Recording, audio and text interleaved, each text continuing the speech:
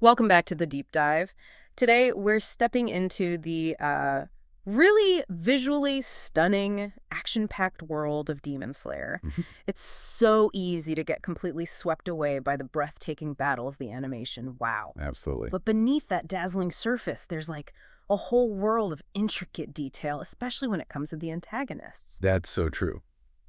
While Tanjiro's journey is, completely captivating, we sometimes just rush past the sheer depth the creators have woven into the demons themselves. Yeah. So our deep dive today will sort of pull back the curtain on these formidable villains.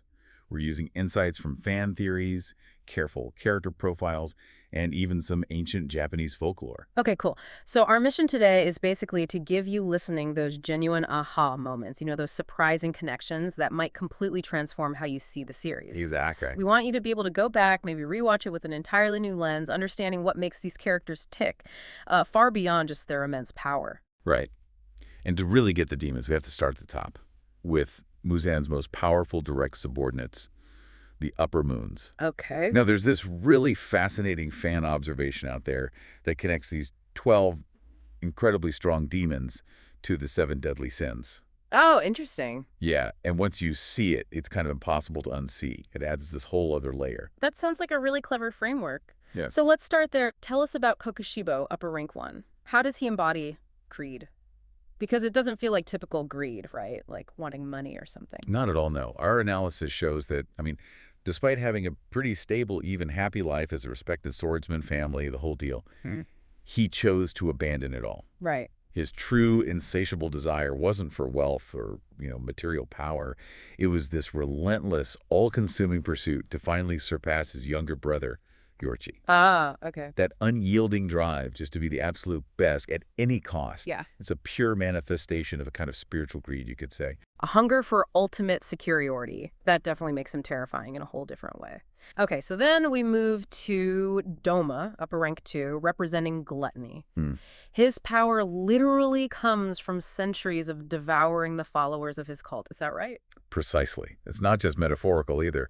Our sources really highlight his literal absorption of victims, like leaving nothing behind. Wow. He even talks about preferring to eat young women, claiming they offer greater nutritional value for demons. It's a chilling, really visceral portrayal of gluttony. Oh, yeah, that's disturbing. Okay, so from the depths of gluttony, let's shift focus to Akaza, upper rank 3. He embodies wrath.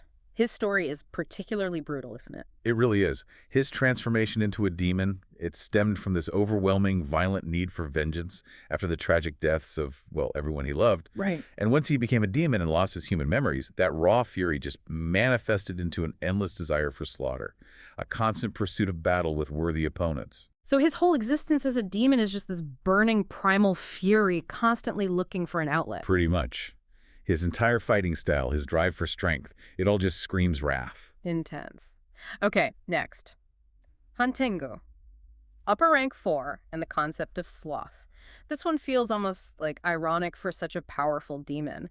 How does pure cowardice work with that kind of power? It's a very twisted form of self-preservation, isn't it? Yeah. Our sources describe him as this extremely cowardly individual who even feigned blindness to rob and murder people as a human. Oh, wow. And his blood demon art, this literal split personality thing, it lets his real vulnerable body just run away and hide while his clones do all the fighting. So he avoids confrontation completely. At all costs. It Yeah. perfectly embodies sloth through just extreme avoidance and, well, laziness in facing anything directly. Okay, makes sense in a twisted way. And then there's Gyokko, upper rank 5. He's the personification of pride, the attention-seeking artist obsessed with forcing others to adore his finest art. Yes, and what's fascinating there is how that very pride became his undoing. How so? Well, our research shows his overwhelming arrogance led him to totally underestimate Wichiro during their fight.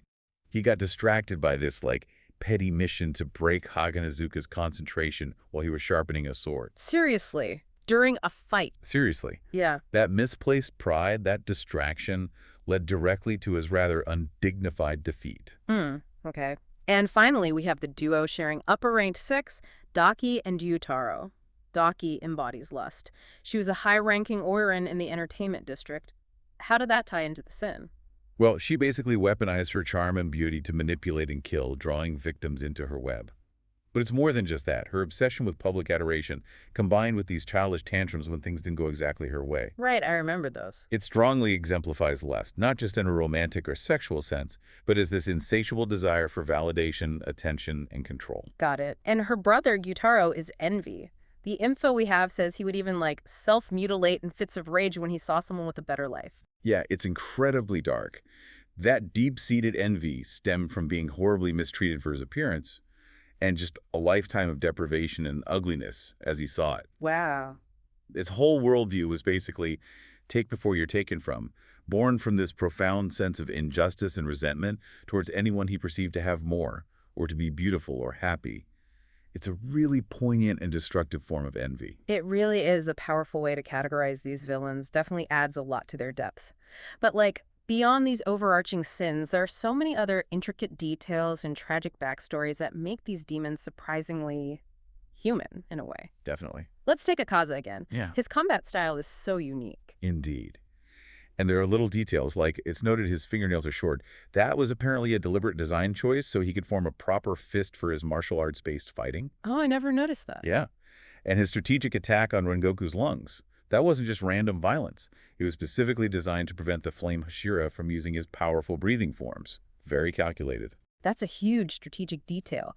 But what really changes your perspective on him, I think, is his human past, right? As Hakuji. Yeah. He went through so much suffering. Absolutely. The loss of his father, then his teacher, and his fiancée, Kuyuki, it just shattered him, led him down that path of murderous rampage, and ultimately his transformation into a demon. Yeah. And what's truly poignant, really tragic, is that later when he starts regaining those memories during his final fight, he essentially wills his own destruction. It makes him this deeply tragic, alas, poor villain figure. And that past is also why, even as this incredibly powerful demon, he refuses to harm or eat women. It's this direct, lingering connection to his love for Koyuki. Wow. That completely reframes his initial ferocity. Okay, and Doma. His chilling demeanor is something else entirely. Our sources mention his cryokinesis, his ice power, was so potent his mere presence could make snow fall. Yeah, it's a subtle but incredibly powerful visual cue, isn't it? But what's truly unsettling about Doma is what our sources call his dissonant serenity. He keeps up this cheerful, almost friendly facade. Right, it's super creepy. But as Kanao points out so sharply, he's just an emotionless, empty shell inside. He literally cannot feel. Yeah. And his fatal flaw is ultimately that arrogance and his complete inability to comprehend genuine human emotions.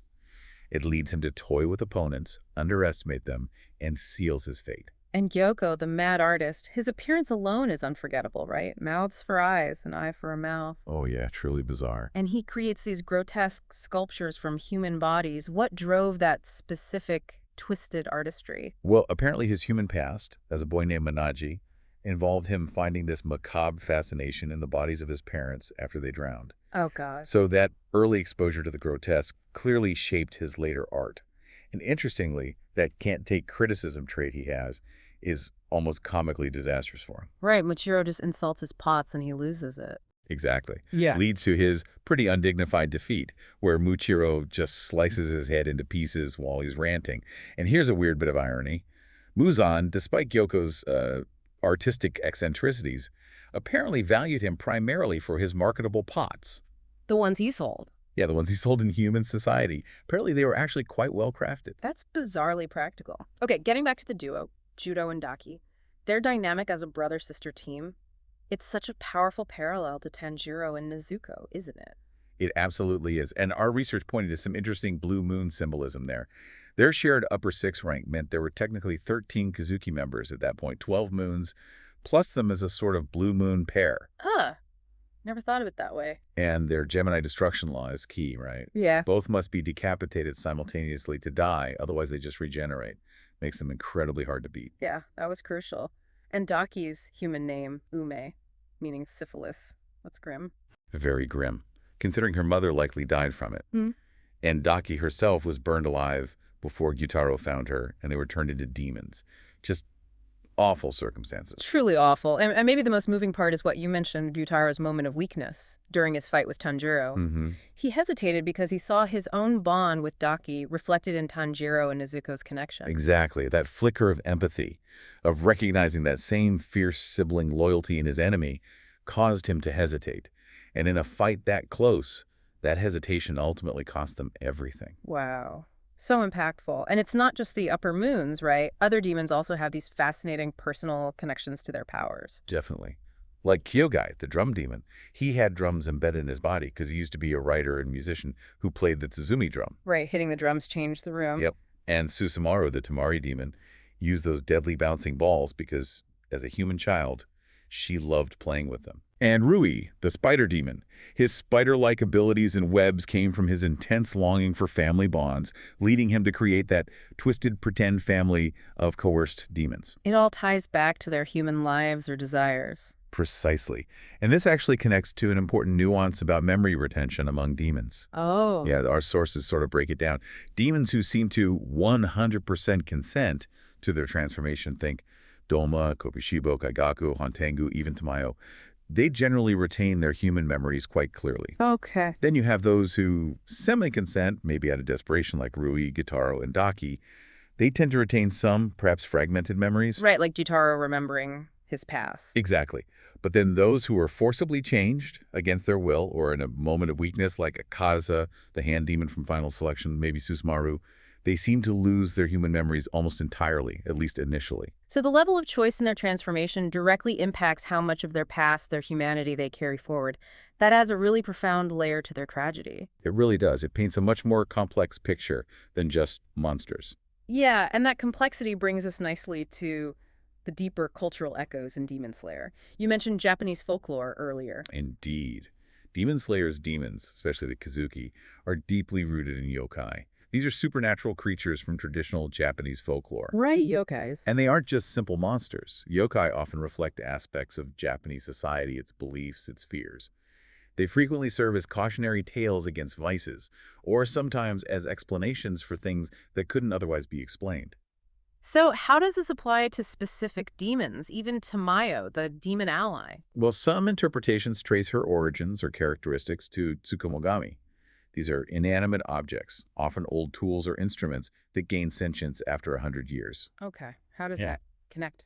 It's an interesting parallel because Tsukumogami, like Tamayo, are beings that sort of blur the lines between inanimate and animate, old and new, natural and unnatural.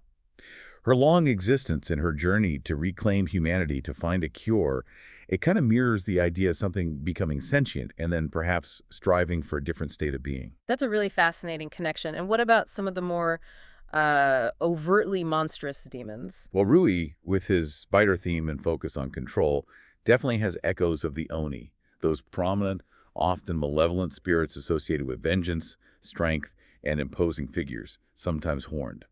That reflects his obsession with family and control. Makes sense. The hand demon, the one Tanjiro fights early on. Obvious similarities to the Tenome, a yokai depicted as a blind man with eyes on the palms of his hands. Yeah. The swamp demon, who could split into three and travel through shadows, evokes elements of the Nurarian, a slippery, shape-shifting specter known as the supreme commander of yokai. And, as we touched on, Akaza's prominent horn-like structures and sheer power are also very reminiscent of traditional depictions of Oni.